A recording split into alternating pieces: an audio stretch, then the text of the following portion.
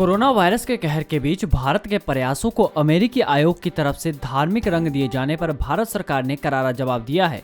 भारतीय विदेश मंत्रालय ने अंतर्राष्ट्रीय धार्मिक स्वतंत्रता पर अमेरिकी आयोग की ओर से गुजरात के अस्पताल से जुड़ी उस रिपोर्ट को सिरे से खारिज कर दिया, जिसमें उसने इस बात की आलोचना की थी कि यहाँ धार्मिक आधार पर कोरोना मरीजों के लिए अलग अलग वार्ड है। दरअसल मीडिया रिपोर्ट में दावा किया गया था कि अहमदाबाद के एक अस्पताल में कोरोना मरीजों को धार्मिक पहचान के आधार पर अलग अलग वार्ड में रखा गया है।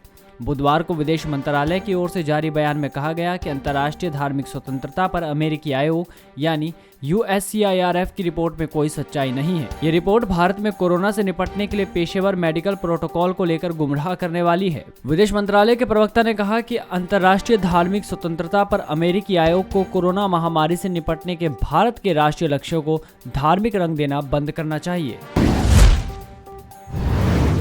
पूरी दुनिया में तबाही मचा रहे कोरोना का सबसे ज्यादा कहर अमेरिका पर टूटा है। अमेरिका में हर दिन कोरोना वायरस संक्रमण से मौत का ग्राफ बड़ा होता जा रहा है और हर दिन नया रिकॉर्ड बनता जा रहा है। अमेरिका में खतरनाक कोरोना वायरस से पिछले 24 घंटे में 2600 लोगों की मौत हुई है, जो देश में अब तक कोविड-19 महामारी से एक दिन में मरने वालों की सबसे अधिक संख्या है। गुरुवार को कोरोना वायरस संक्रमण से 2600 लोगों की मौत का आंकड़ा ऐसे वक्त आया जब आज ही राष्ट्रपति डोनाल्ड ट्रंप ने व्हाइट हाउस से दावा किया कि अमेरिका में कोरोना वायरस का सबसे बुरा दौर बीत चुका है। जॉन हॉपकिंस यूनिवर्सिटी के आंकड़ों के मुताबिक अमेरिका में कोरोना वायरस से गुरुवार को जहां पिछले 24 घंटे में 2600 लोगों की जान गई है, वहीं बुधवार को एक दिन में 2228 लोगों ने जान गंवाई। पिछले 2 दिन में कोरोना वायरस से मरने वालों की संख्या में कमी देखने को मिल रही थी, मगर बुधवार और आज गुरुवार को यह आंकड़ा काफी बड़ा हो गया।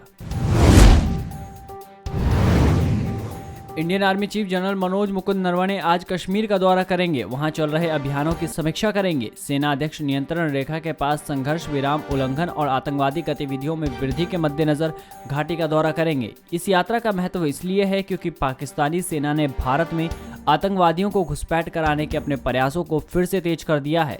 साथ ही अपने उद्देश्यों को पूरा करने के लिए बड़े पैमाने पर संघर्ष विराम उल्लंघन भी कर रही है। सेना के सूत्रों ने बताया, सेना प्रमुख 15 कोर द्वारा चलाए जा रहे आतंकवाद रोधी और घुसपैठ रोधी अभियानों की समीक्षा करने के लिए श्रीनगर में होंगे।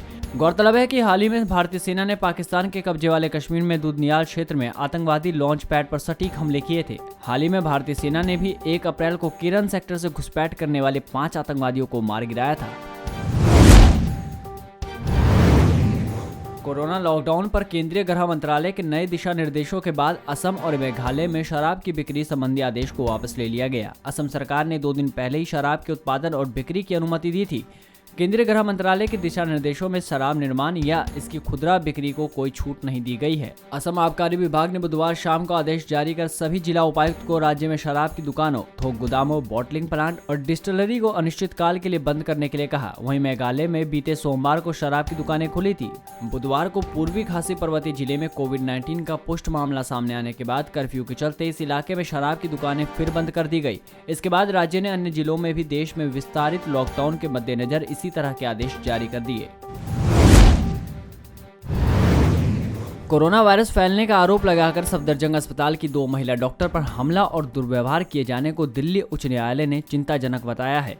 न्यायालय ने कहा है कि कोरोना महामारी के चलते देश मुश्किल दौर से गुजर रहा है और डॉक्टर दिन रात बिना थके लोगों की सेवा में लगे हैं। उच्च न्यायालय ने कहा है कि ऐसे में लोगों को डॉक्टर को सम्मान देना चाहिए। जस्टिस रजनीश भटनागर ने सफदरजंग अस्पताल के 2 रेजिडेंट डॉक्टरों पर हमला करने के आरोपी संजीव शर्मा को जमानत पर रिहा करने के आदेश देते हुए टिप्पणी की है।